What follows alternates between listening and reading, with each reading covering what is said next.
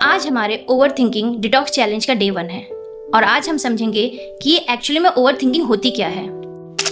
बहुत से लोग हैं जो कहते हैं कि उनके दिमाग में दिन भर थॉट्स चलते रहते हैं। कुछ ऐसे लोग भी हैं जो परेशान तो हैं बट उनको ये नहीं पता कि वो परेशान क्यों हैं। उन्हें ये तक नहीं पता कि वो ओवर थिंकिंग के शिकार हो रहे हैं। तो सबसे पहला स्टेप सोल्यूशन नहीं होता है, सबसे पहला स्टेप होता है प्रॉब्लम को समझना, प्रॉब्लम को जानना।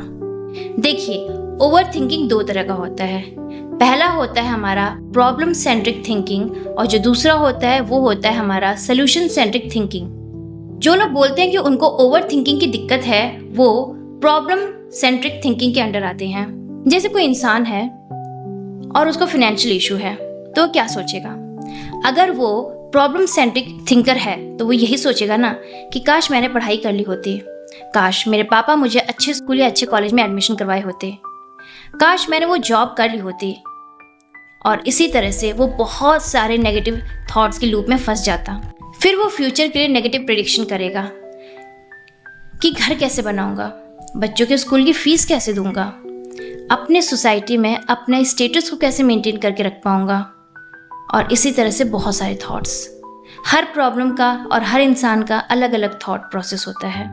आप एक थॉट सोचेंगे तो एक से दूसरा और दूसरे से तीसरा और इसी तरह से एक चेन बन जाती है और आप इन नेगेटिव थॉट्स के जाल में फंस के रह जाते हैं। तो प्रॉब्लम सेंट्रिक थिंकिंग आपके लिए फ्रस्ट्रेशन, डिस्ट्रैक्शन, एंगर, नेगेटिविटी ये सब कुछ लेकर आता है।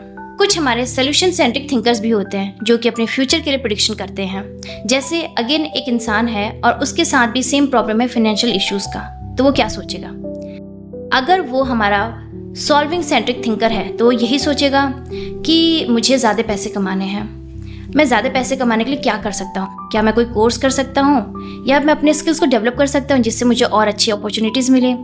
इस तरह से वो कुछ ना कुछ पॉजिटिव सोचेगा। कभी सोचेगा मैं अपना कोई साइड बिजनेस रन कर लूँ, कभी सोचेगा कि मैं अपना कोई पार्ट टाइम जॉब कर लूँ। लाइक दिस वो बहुत सारी पॉजिटिव चीज़ें सोचने की कोशिश करेगा और अपनी प्रॉब्लम का सोल्यूशन निकालेगा। सोल्यूशन सेंट्रिक थिंकिंग का फ़ायदा ये है कि वो फ्यूचर की बात करता है, वो प्रॉब्लम्स का सोल्यूशन निकालता है, वो लाइफ में कुछ नया ट्राई करने की कोशिश करता है, वो हिम्मत करता है। बट जो प्रॉब्लम सेंट्रिक थिंकर्स हैं वो अपने पास्ट में ही फंस के रह जाते हैं और वो 100 तरह के बहाने बनाते हैं ताकि उनको कुछ करना ना पड़े। देखो, ओवर थिंकिंग को हम फोर्स से नहीं तोड़ सकते हैं, हम इसे तोड़ सकते हैं अवेयरनेस से। तो अब हमें समझना कि हमें करना क्या है।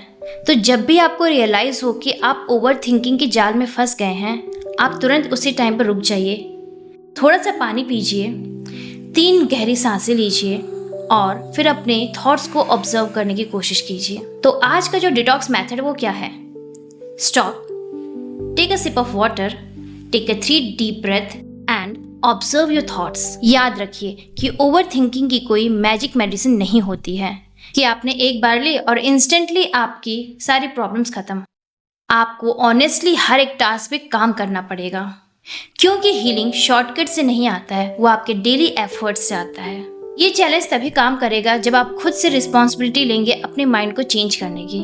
तो चलिए कल फिर मिलते हैं इस सीरीज के डे 2 में। So all the best.